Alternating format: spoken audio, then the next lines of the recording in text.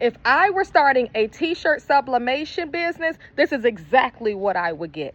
First thing you are going to need is a sublimation printer. Now, I'm going to show you two different options depending on your budget. This is the Epson EcoTank 2760. You can do any 2700 series or 2800 series. But what does this actually mean for your shirt? Now, this is a large shirt. That means you are going to only be able to print up to an 8x8 square on a large t-shirt.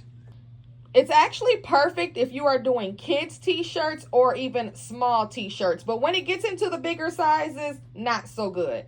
As you can see, you have so much space on both sides. It doesn't fill up the whole shirt. Now, if your pockets allow it, I would go with the EcoTank 8550. This is 12 inches across, but with that printer, you will get 13 inches across. So you will have a bigger print area and it's a game changer.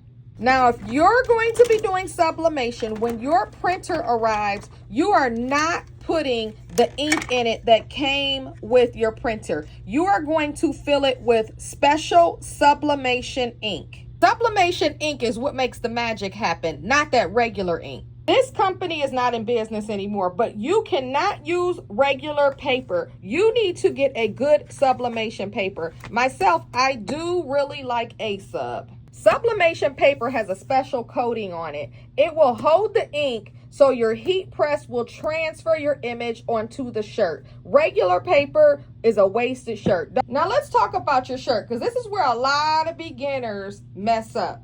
You have to use a polyester shirt, not a cotton shirt. And not just any polyester shirt. It needs to be a high polyester count.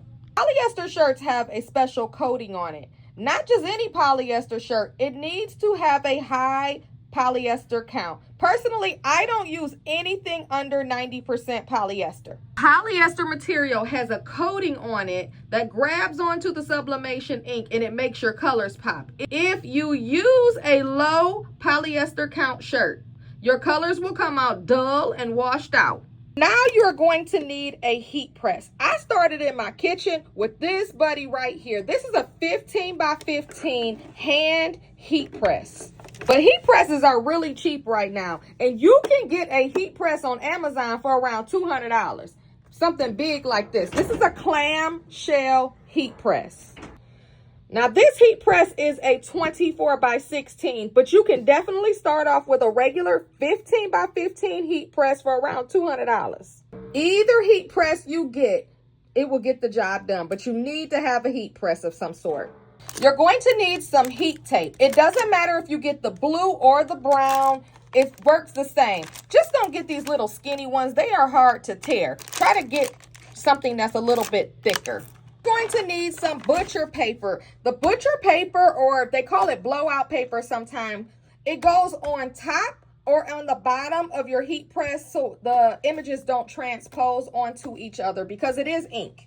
You're definitely going to need some good scissors to cut your images out and your butcher paper. It is essential that you get you a fabric measuring tape so you know that you're placing your design in the right spot every single time.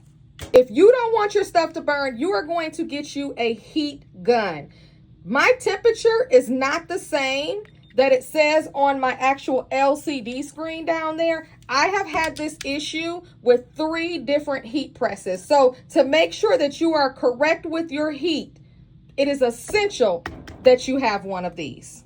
Last but not least, if you have those little blue hairs all over your shirt, even if you don't see any lint on here, it's probably here, and you want to make sure that you lint roll before you press.